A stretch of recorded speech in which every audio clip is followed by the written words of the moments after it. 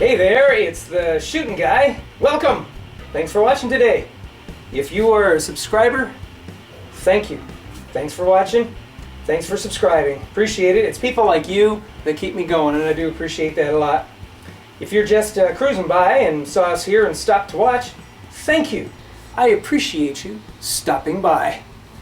So what do I have here? That's right. You read it right. SCHRADE. SCHRADE. And if you look there, you'll see it's the SCHF9. And you've all heard about it. You've seen it on the forums, you've seen it on YouTube, you've seen it around. I got me one, and I tried it out. Oh, let's see if I can get this thing out. There it is. There it is. Look at that. It came in plastic and all that. I've already had it out. Handy instructions on how to unfold it. You know, I thought that was kind of interesting. It was kind of funny when I saw that. Let me show you. Here.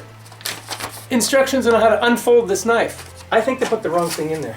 Okay, so much for the box. Let's get that out of the way. There it is. It's a great looking knife. Nice handy sheath. Look at this. It's got lanyard there that you can strap around your leg. Oh, there it is. There it is, guys. SCHRADE. Yeah, wow, shooting guy, you must have thumped on this knife a lot. It looks like you put a lot of miles on it. Well, really, no. No more than any other knife I've tested. So what happened? You'll see. But first, let's go to the specs. Overall length, 12.1 inches. Handle length, 5.7 inches. It's a drop point blade with a blade length of 6.4 inches. Ooh. Blade thickness, 0.25 inches. That's a 1/4 inch of steel. The weight is 15.9 ounces. That's almost a pound, guys. Blade steel, 1095 high carbon steel. That handle material is craton. Pretty grippy. A nice ballistic nylon sheath. A lot of pouches. Let's get right to the pros. It's a very thick blade. You can't deny that. It really is a stout piece of metal. Very grippy handle. Enjoy that. The lanyard hole back here is generous and very handy. I do like the fact that it's full tang. Get that big piece of metal all the way through the back there. Got a spot there where you can get some impact and use it as a pommel. That should work fairly good. The finger choil right there is fine for gripping purposes. You know, so you can get up in there like that and get a little more detail work if you need to. The problem with this particular choil, though, is I understand choils are also there, and maybe even primarily there, so that you could sharpen the blade all the way to the end of the blade. Well, in this particular case, and if I could give you a really good close-up, and I'll try to get you a close-up here, the choil actually sticks further down than the blade, so you can't really get right to the end of the blade. It seems like it should allow to go all the way through, but in this one, it doesn't. Yeah, 1095 is a great steel for a knife. You know, you want to keep it lightly oiled, however, because 1095 doesn't resist rusting very well. It's a good carbon steel, but it's certainly not stainless. That's why they put this powder coat on there. We'll talk about that in a little bit. But spray down a little WD-40 or put a little bit of light oil on it and stick it in the sheath and it should be okay. And the part here that is exposed because of the grind will live a long time. 1095 is also pretty tough and pretty durable, and it keeps edge retention quite well. Yet it's still supposed to allow you to put a good edge on. However, in this example of a knife, I'm having difficulty getting an edge on it. Alright, now for the cons. Well, you know, it's pretty heavy for what you get. It is almost 1 pound of steel with a 12-inch, just about a 12-inch overall length, 6.5-inch blade, and 1 pound. But you know, what do you expect? Pretty thick. But it is heavy, so you're going to get, where weight counts, if it counts for you, this will be a problem for you.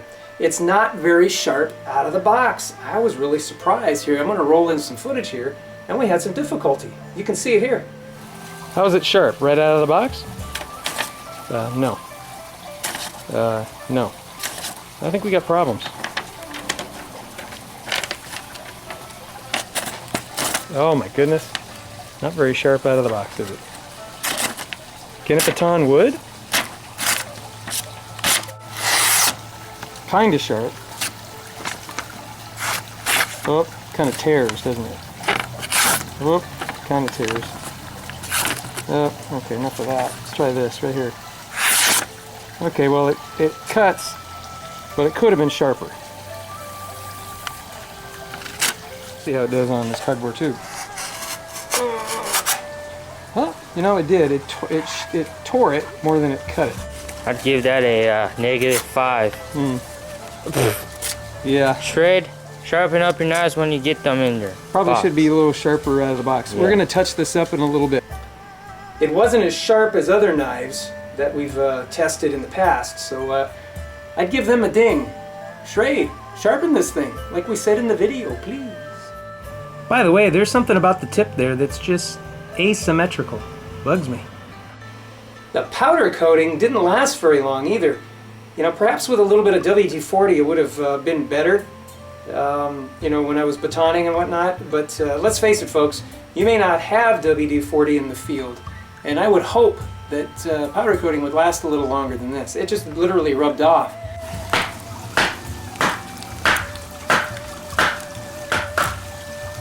Wow.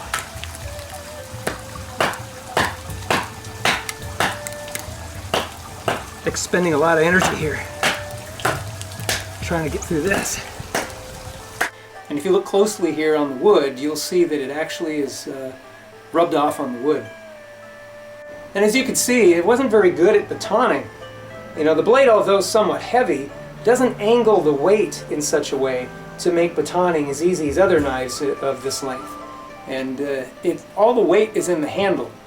You know, if I'm holding it like here, it wants to fall back. So there really isn't a whole lot in front, which is important if you want to baton, because you want all that weight going forward, not going backward. And that's the kind of trouble I was having. That's just me, though.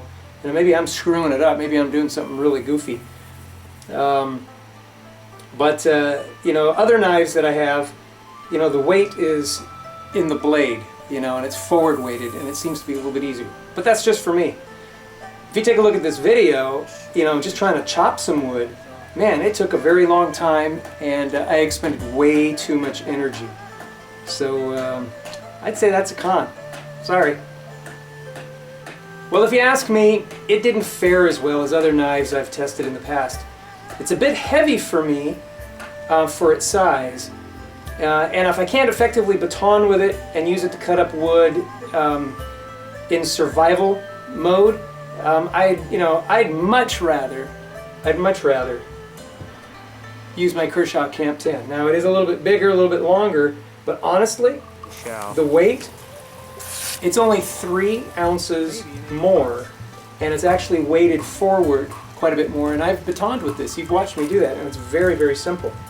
This one, actually in hand, feels heavier than the Kershaw, and that's probably because of the weight distribution and the way that it's just, the weight is shifted towards the back here. But if you want to compare it weight-wise, the Camp 10 weighs only 3 ounces more and will provide you way more cutting options. And that's my opinion anyway.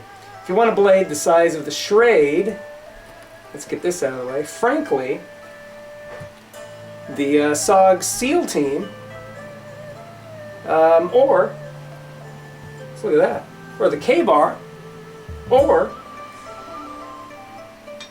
even the Cold Steel Leatherneck would probably be a little bit better option than the SCHRADE, because these are much lighter weight. I'm able to baton with each of these 3. I had trouble with this one, and frankly, I think it's just that thickness of that wood and the angle of that edge. That's the only thing I could think of, guys. These edges, you know, a little bit finer edge. This one's actually hollow ground, so it gets a finer edge. This one's a flat ground, but it's not as thick. This one's a full flat ground, and it's not as thick. So it gets, you know, the secondary edges here are much better for cutting through things, I think, than this. I had to work really hard with it. These I didn't. Again, if I can get a sharper edge on the SCHRADE, it might have fared a little bit better. Frankly, though, any of these three would have probably been a better option for a survival knife, you know. Well, anyway, you know, and I've used each one of these in a situation like that in the past, so that's just my experiences, though. Well, let's see. Would I recommend this knife? I can't. I really can't. Sorry. Now, if I can get a better edge on it, and I've tried only a little bit to put an edge on it, I might put it in my truck toolkit bag if I had nothing else to use. At least I'd have something. But in reality, my Bear Grylls is in that bag, to be honest with you. It just is. Sorry. Well, you know, I heard nothing but good things about this knife on YouTube and in the forums. And so when I tried to use it in the way that I thought I might in the wild, I came up a little disappointed. And a lot of the guys out there really liked it. And you know what? It probably works well for them in the way that they would use a knife. And again, you know, I just tested it with the way I would use a knife. And it really fell short. I'm sorry, guys. I came up a little disappointed. I didn't really spend a whole lot of time talking about the sheath. Sorry about that. It's a double sheath design with Velcro everywhere. I mean, Velcro back here. Let's see, there's a snap. Can I get that out of it? Yeah, there. And you could take this off. And what I mean a double sheath is that this whole thing comes off. And you got this little handy pouch that it's generous and detachable and a little elastic there, so you can shove some survival things down in there if you wanted to and wear that. You could probably strap this on someplace else on your body, so it was just, you know, the sheath like this. Looks like you could strap a variety of ways here. There's a D-ring here. The belt loop is a unique design. I'll roll some of that footage in. This goes around there, and then your belt goes inside here, and it doesn't come out. You can see in the footage. It works, and I hate to say it, it worked better than the knife. Man, I hate to say that, sorry.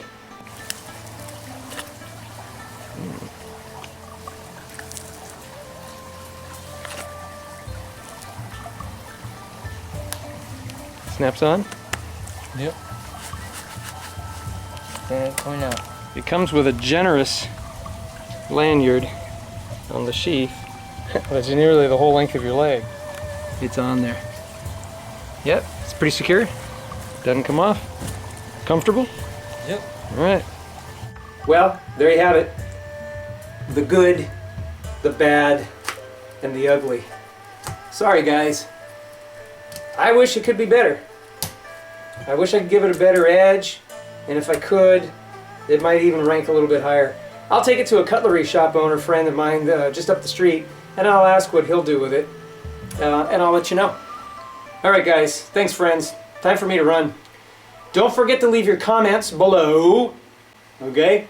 And tell me of your experiences with the SCHRADE SCHF9, if you have one, alright? Now don't go all defensive on me and start cussing me out and all that. Because if this is your favorite knife and I just disappointed you or I said something against it, you know, it's this is just my mileage.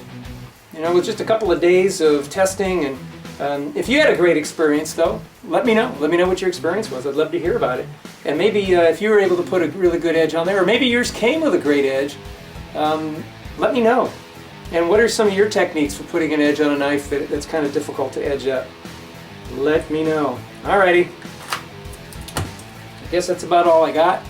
We'll see you guys out there. God bless you. God bless America. And may America bless God.